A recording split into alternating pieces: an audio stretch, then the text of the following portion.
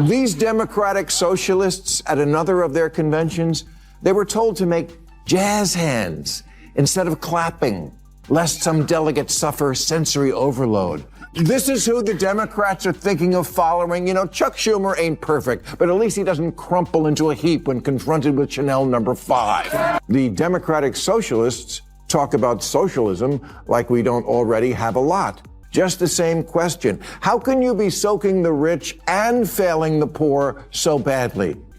The Democratic Socialists are getting more influence inside the DNC, and Bill Maher is very angry about it. He believes that if nobody stops it, this group will not just hurt the Democratic Party, they could completely destroy it. And because of that, Maher is not staying quiet at all.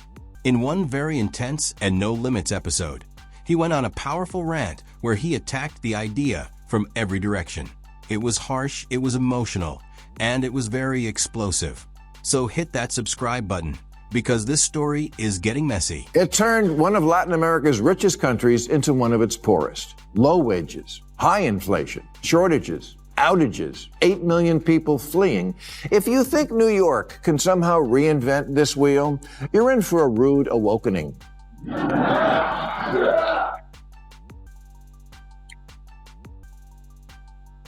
Zoran can't make your wishes come true. You're thinking of Zoltar.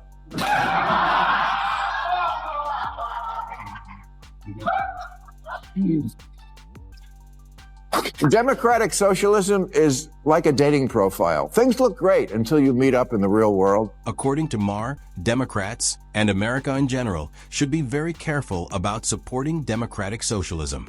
But why does he feel that way? Because on the surface, democratic socialism sounds very attractive. It promises to share wealth more equally so that money is not only in the hands of a small rich group, but spread across everyone. It says it wants to close the huge gap between the very rich and the very poor. It also promises that healthcare should not be something only rich people can afford, but something every person has access to as a basic right. All of this sounds very fair, very kind, and even perfect. But Maher argues that if you look deeper behind these promises, the reality is very different. When you remove the big words and big dreams, what you often see is a system that in history has not created success, but instead has created problems, economic failure, and collapse. The idea sounds beautiful, but he believes the real results are not. Paid to the government if you add in state tax, local sales, property, fees, Obamacare, probably almost 60% of what I earn. That's a lot, and I still wouldn't mind if Bernie Sanders would stop saying the rich don't pay taxes.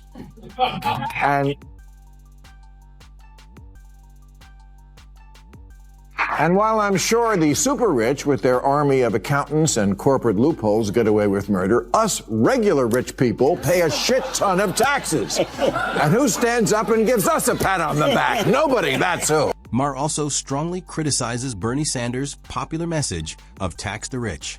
He takes it in a very personal way. Maher says he already pays an extremely large amount of taxes, a huge sum of money. But then he asks a simple question. Where does all that money actually go? Because in his view, there is not enough improvement or return that people can clearly see. He says this is exactly what would happen under a democratic socialist system. According to him, whenever democratic socialists are asked how they will pay for their expensive plans, the same answer always comes: tax the rich. Every single time, without a different explanation or deeper detail.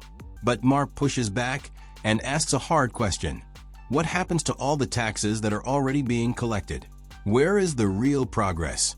Because from his point of view, people are not seeing clear results. Bernie, AOC, Mandani are not Democrats. They'll be the first to tell you that. They're democratic socialists, and that's a very different thing, and I don't think people know that yet.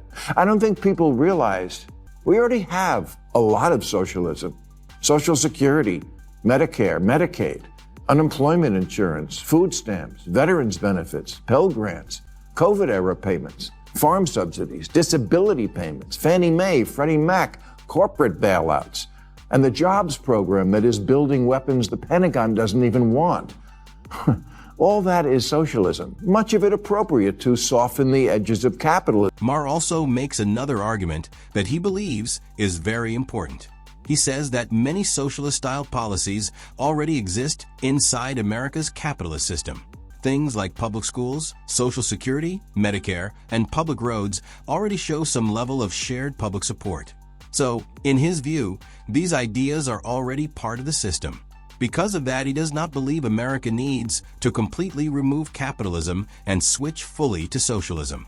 Maher argues that the system already has tools in place, and if people are struggling within it, he believes the honest question should be whether they have truly used all the opportunities available to them. In his view, America still offers chances and possibilities, even if it is not perfect. He says the system is not always the enemy. The question is whether people are using it fully. The top 10% pay 72% of all federal income taxes, and the bottom half, 3%. The Democratic Socialists talk about socialism like we don't already have a lot. Maher also challenges the idea of whether socialism would actually improve America. He asks how things would be better if the same kinds of leaders and officials were still in charge, just under a different system. In his view, that would only repeat the same problems under a new name. He points to New York, which has very high taxes, yet still deals with serious problems like homelessness, weak infrastructure, and people leaving the state. He also mentions California, where critics say similar issues exist, including political leadership debates and concerns about how things are being managed. From Maher's perspective, this shows a pattern: different names and different policies, but similar problems keep appearing. How can it be that the federal government alone took in over $5 trillion in taxes last year, and we still need that? Are we really this incompetent and corrupt? Don't answer that. Whatever it is, somehow the ultra-rich keep getting ultra-richer, while a growing percentage is feeling truly desperate. You just wouldn't know it because everyone on TV is rich. Maher also brings in historical examples to support his warning. He argues that in many socialist or heavily controlled systems, inequality does not disappear, it actually becomes worse. He points to examples often discussed in political debates like North Korea, Cuba, the former Soviet Union, and Venezuela.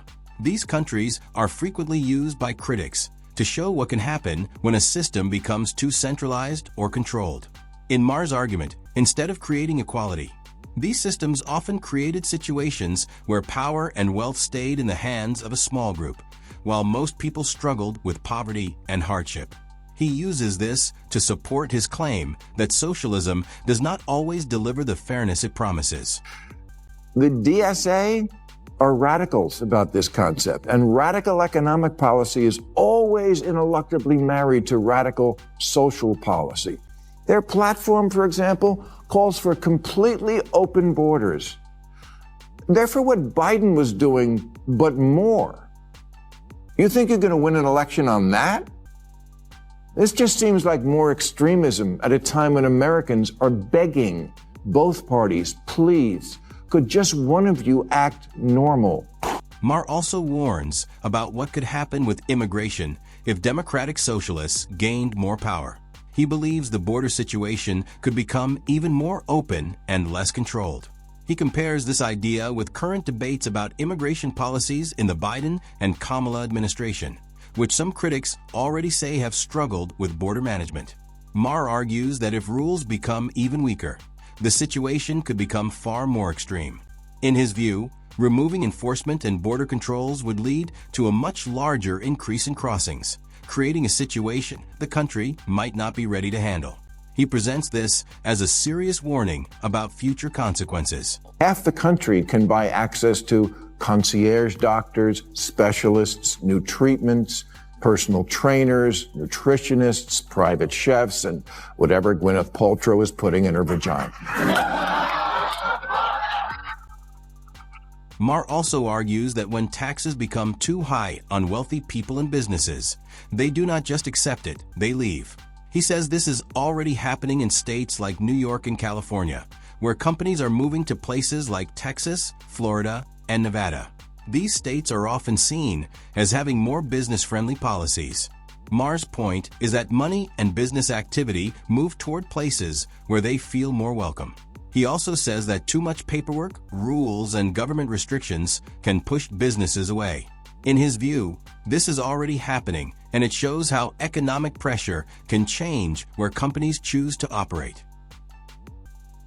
Governor-elect Spanberger once said about Biden's presidency that, quote, nobody elected him to be FDR. They elected him to be normal. Normal.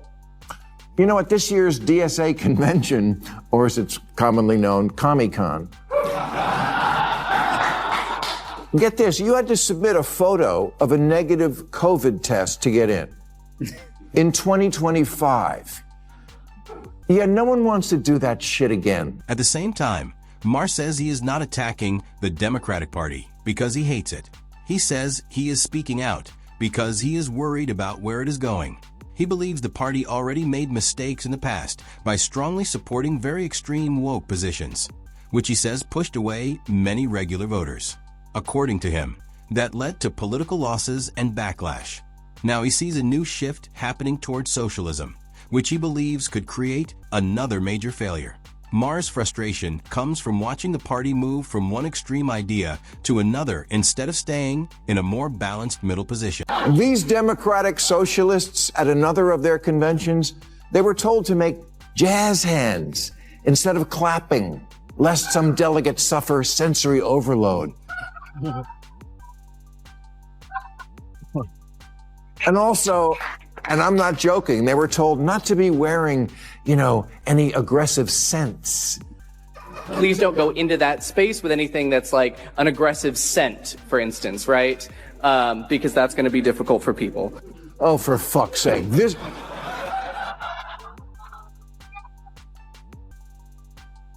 Really? This is who the Democrats are thinking of following. Chuck Schumer ain't perfect, but at least he doesn't crumple into a heap when confronted with Chanel number 5. In the end, Maher's message is very direct. He believes the democratic socialists are pushing ideas that have failed in many places around the world. He argues that these systems often lead to economic problems, loss of business, and concentration of power instead of fairness and equality. In his view, the Democratic Party is standing at an important crossroads.